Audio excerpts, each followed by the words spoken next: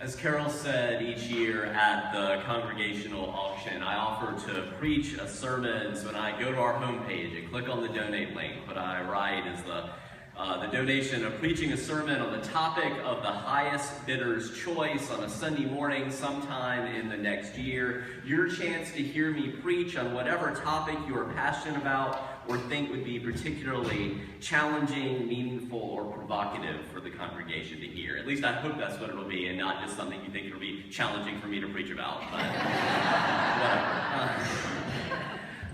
Last year, Carol, again, won the auction item and challenged me to preach a sermon both on why should white people care about racism, but she also said particularly consider preaching it through the lens of the 2002 book, Learning to be White, by the UU minister and scholar Thandeka. And one of the foundational points for Thandeka's book is that no one is born white in America. Think about that. She says, no one is born white in America. Now, for most people in the U.S., that usually feels counterintuitive. It may even seem nonsensical.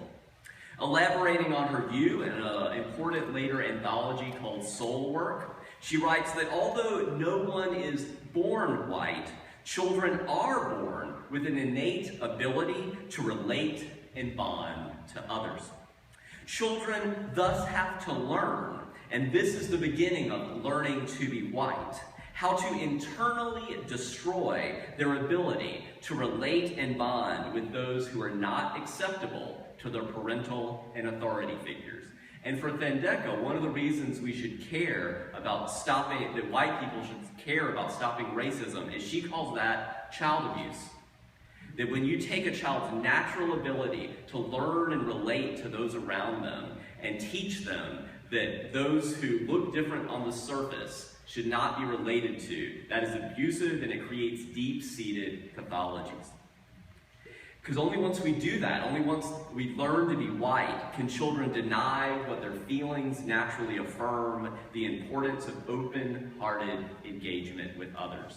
And it's that abuse that allows that cold-hearted practices as a society, like mass incarceration that is deeply prejudiced and deeply biased against people with black or brown skin.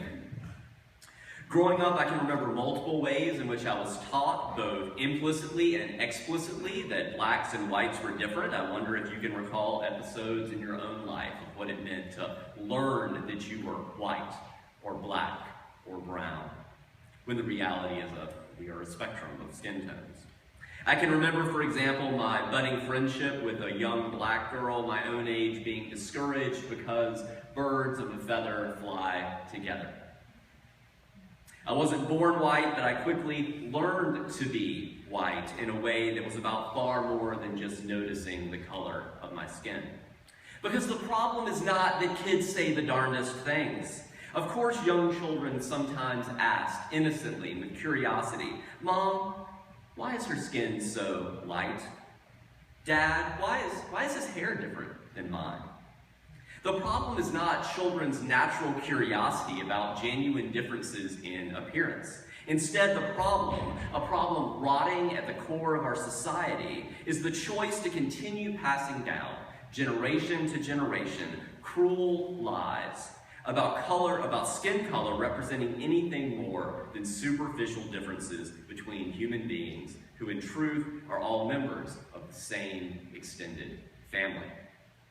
One of the reasons that I invited us as a congregation to read Ta-Nehisi Coates' book, Between the World and Me, is that he extends Thandeka's point in such a deeply moving and personal way that also connects with the current Black Lives Matter movement.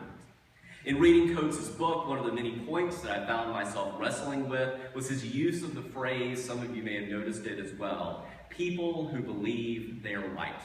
He says that a number of times, people who believe they are white. Coates begins to elaborate on this claim when he writes that even if we stop teaching lies about skin color being anything more than superficial differences, of course, there would nevertheless surely always be people with straight hair and blue eyes, as there have been for all of history. But for some of these straight-haired people with blue eyes, they have been considered black. What we could call people who have been taught they are black. Coates continues that Virginia planters in this country, starting in the 1600s, obsessed with enslaving as many Americans as possible, are the ones who came up with the one-drop rule. And that's not one drop of white blood, that's one drop of black blood. That separated white from black, even if it meant some of their own blue-eyed sons would live under the lash. Coates' book is written as a letter to his 14-year-old son about what it is like to grow up black in America. It is inspired by James Baldwin's The Fire Next Time, another thin but incendiary volume written as a letter, in that case, to Baldwin's 14-year-old nephew about the struggle of being black in America. Baldwin's book was published intentionally in 1963 on the 100th anniversary of the Emancipation Proclamation.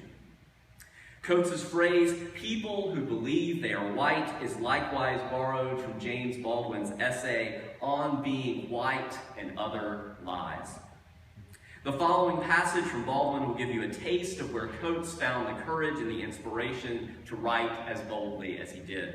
Baldwin writes, "By deciding that they were white, by persuading themselves that a black child's life meant nothing compared with a white child's life, by informing their children that black women, black men, black children had no human integrity, that those who call themselves white were bound to respect, and in this case the debasement and the definition of black people, in so doing they debased and defamed themselves." It's that child abuse, that human abuse that Van Dyke talked about. Baldwin continues, they have brought, in so doing, humanity to the edge of oblivion because they think they are white. Because they think they are white, they dare not confront the ravage and the lie of their history. Because they think they are white, they cannot allow themselves to be tormented by the suspicion that all men are brothers. Because that would not allow them to continue to allow society to be as it is. Because they think they are white, they are looking for or bombing into existence stable populations, cheerful natives, and cheap labor. Because they think they are white, they believe, as even no child believes, in the dream of safety. We can unpack some of that during the discussion, Coates' use of that term, dream. Baldwin concludes, white being absolutely a moral choice, for there are no white people. Baldwin is confronting us with the truth that learning to be white is a terrible ethical choice, but it is an ethical choice, not a biological destiny.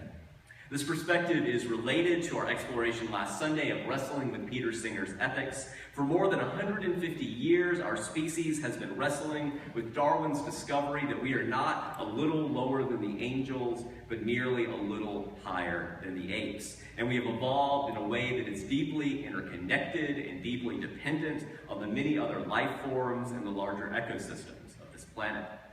Along these lines, some of you may have heard the media reports about A.J. Jacobs and the world's largest family reunion coming soon to New York City.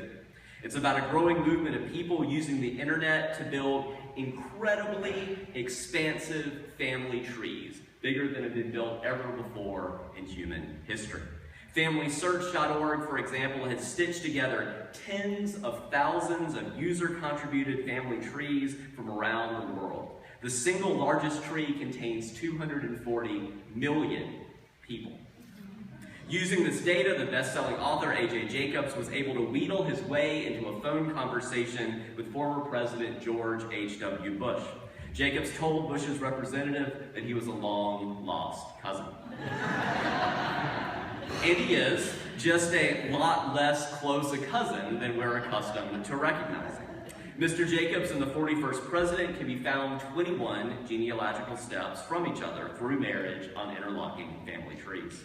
Using that same long-lost cousins line, Jacobs was able to get in touch with Daniel Radcliffe, their 29th cousins, and Ludacris, their 39th cousins. Jacobs is similarly a distant cousin of the singer John Legend.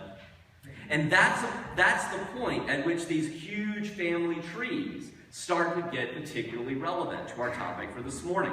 Because as you may know, Ludicrous and John Legend are black. And Jacobs is what Coates would consider people who think they are white. Relatedly, some of you may recall headlines from more than a decade ago from the journal Science about DNA research that had revealed that populations from different parts of the world share more genetic similarities than had previously been assumed. All humans are 99.9% genetically similar at the DNA level. All humans are 99.9% similar at the DNA level. We haven't always known this, right? Watson and Craig, mid-20th century, and now we're kind of fully coming into that. Of that tiny 0.1% difference, 94% of the variation is among individuals from within the same population. And only 6% difference between individuals from different populations. If that doesn't make sense to you, have a conversation with a biologist about how genetics work and how variation is created. Moreover, a year after those headlines that all humans are 99.9% identical at the DNA level, some of you may recall the 3-part PBS series with the important title, Race, the Power of an Illusion. The upshot is that the biological sciences agree with Frederick that no one is born white in America. We're all on relatively closely connected branches of the same worldwide family tree. But for historically contingent circumstances related to power and greed, colonialism and slavery, we have learned to be white and black and brown and yellow.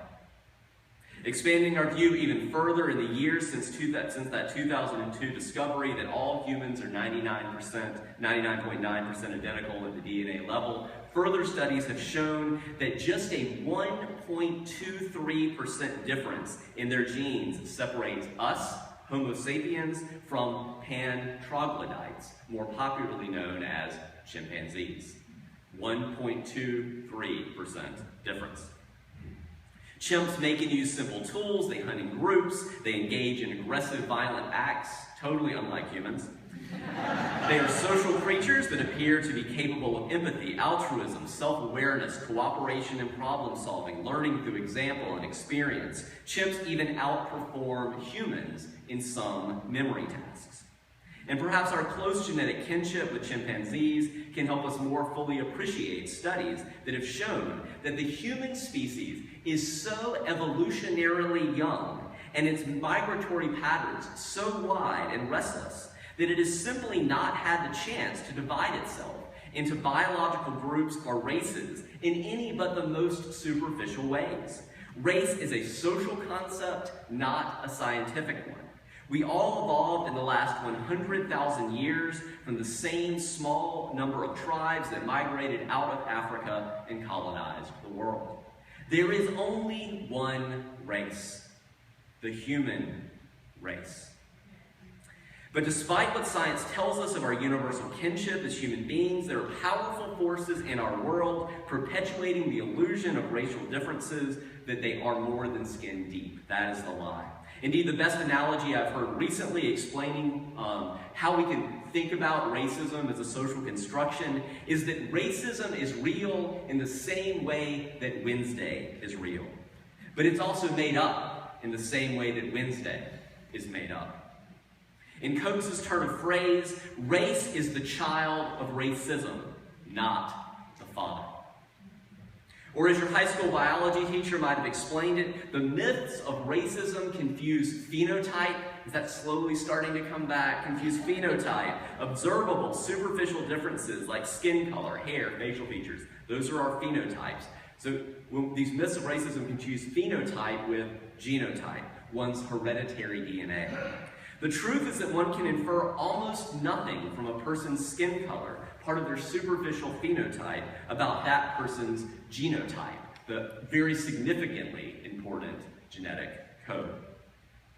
And although I don't have time this morning to trace the full history of racism as a social construction, even a thumbnail sketch can demonstrate that if you look back just 2,000 years and even way beyond actually, starting with the ancient Greco-Roman world, this includes the world of ancient Christianity, of early Christianity, racism as we know it absolutely did not exist.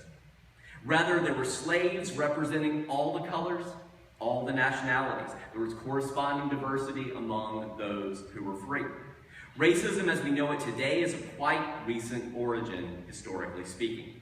And we can see how quickly the social construction of race has changed when we remember that it was not uncommon in the 19th century for the English and the Americans to regard the Irish as black.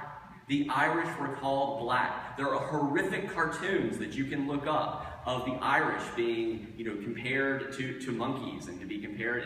It is there in the historical record. You can go back and look at the ways Italians were thought to have this ambiguous status between white and black. This is very recent. But today, Jewish, Italian, and Irish immigrants to this country are now people who believe themselves to be white. They have learned, they have been socialized, really forced to be white. In Coates' words, Americans believe in the reality of race as a defined, indubitable feature of the natural world. Difference in hue and hair color, that's old.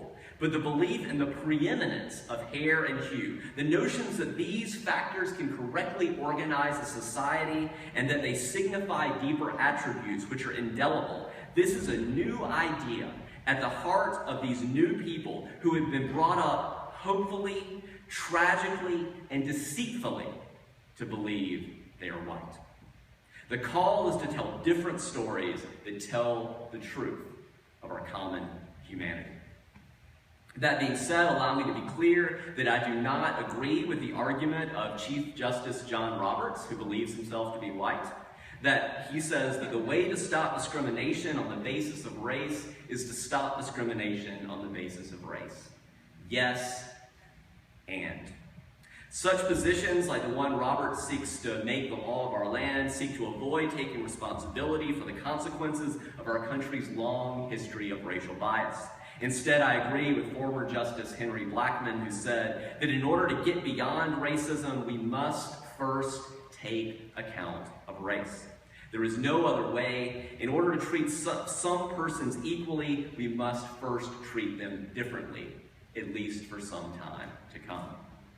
There's so much more to say, and again, if you're able to do so, I invite you to stay for the congregational conversation about Ta-Nehisi Coates' book, Between the World and Me. Whether or not you have had a chance to read the book, or if you haven't read the book and can't stay, I do encourage you to read it. Again, it will start 10 minutes after the service ends, right here in the sanctuary. For now, in the spirit of continuing to open our hearts and minds to the struggle of justice for all people, even of all beings, even in the hardest times, and in the spirit of persevering not alone, but together in the struggle, I invite you to rise and body your spirit as we sing hymn 1015, I Know I Can. We'll sing all 5 verses.